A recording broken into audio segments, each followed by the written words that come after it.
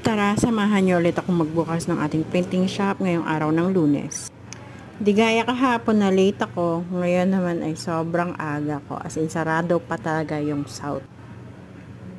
So ayan, inantay ko na lang na magbukas ang south, and yun nga, no, naabutan natin na meron nang nauna at magpapa-photocopy daw siya. So, ayan, inasikaso ko muna siya. Sinet up ko na yung photocopy machine natin. Tapos, saka ko ginawa yung pinagagawa niya na 2 copies lang naman.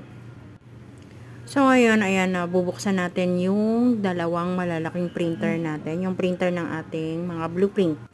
Dahil araw nga ng Lunes at tsak na merong magpapaprint ng mga plano. So, ayan nga po, dalawa yung malalaking printer namin para sa mga blueprint. And, itong binubuksan ko ngayon ay para sa white print naman. So, ito din yung aming sampayan kung saan namin nilalagay yung mga plano at inaayos doon. Para mas mabilis at maayos yung mga plano.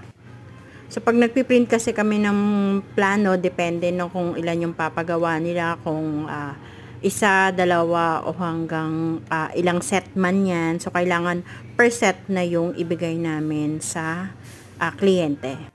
Para mas madali na rin nilang ma-check kung tama ba yung mga na-print at kumpleto ba. Ganon din on our side. So, ayan, ipapasok muna natin yung ating white print platter. Yung white print paper platter natin. So, kailangan makat muna siya bago natin siya fully na magamit. Ayan. So, ngayon nga dahil araw ng Lunes, asahan natin na medyo busy ang araw na to. So, ayan, samahan nyo po kami.